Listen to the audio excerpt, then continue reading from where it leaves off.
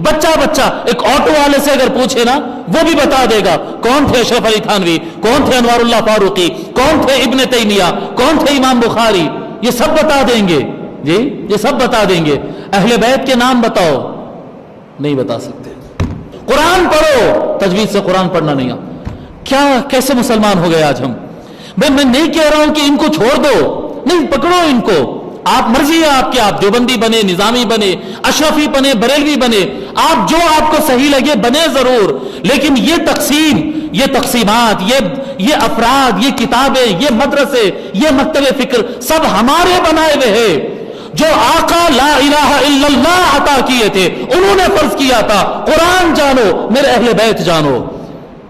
Majority 99% مسلمان ہندوستان میں قرآن تجوید سے دیکھ کے نہیں پڑھ سکتا ہے۔ 80% مسلمان قرآن پڑھ ہی نہیں سکتا ہے۔ قرآن 80% مسلمان قرآن پڑھنے ہی نہیں جانتے جی، آتا ہی نہیں سرے سے۔ جن کو پڑھنا آتا ہے ان میں بھی 15-19% ایسے ہیں جو تجوید سے پڑھنا نہیں جانتے۔ 1-2% سے زیادہ نہیں ہے آج قرآن تجوید سے پڑھنے والے۔ قرآن کا ترجمہ کون پڑھتا ہے؟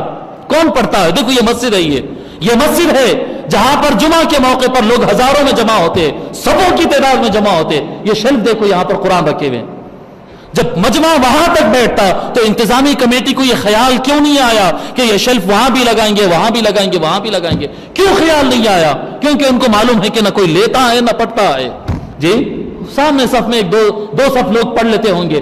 چھوڑ دیے ہم قرآن، بھول گئے ہم قرآن بھول گئے، ہم اہل بیت بھول گئے جی، ہم قرآن کا ترجمہ بھول گئے۔ ہم سمجھے قرآن امام صاحب کے لیے نازل ہوا، امام خطیب صاحب کے لیے نازل ہوا، مولانا اور مفتی کے لیے نازل ہوا، عام آدمی کا کچھ نہیں ہے۔ نہیں، قرآن صحیح پڑھنا آنا فرض عین ہے۔ ہر آدمی سے اللہ تعالیٰ پوچھے گا تو قرآن کے بارے میں کیا تعلق رکھتا تھا، تو قرآن کریم کو کتنا پڑھا، تو قرآن کریم کے معنی سمجھنے کے لیے کیا کوشش کیا، اللہ برابر پوچھے گا۔ اور اسی طرح سے اہل بیت کے بارے میں پوچھے گا۔ صراط مستقیم کے لیے آقا صلی اللہ علیہ وسلم قرآن اور اہل بیت دیے۔ بتا تجھے دیوبندی بریلی تو پتا تھا، نظامی اشرفی تو پتا تھا، قادری چشتی نقشبندی پتا تھا، منہاج القرآن پتا تھا، دعوت اسلامی پتا تھا، پتہ نہیں کون سے جمعیت العلماء، جماعت اسلامی سب پتا تھا۔ اہل بیت کے نام گن سکتا ہے کیا؟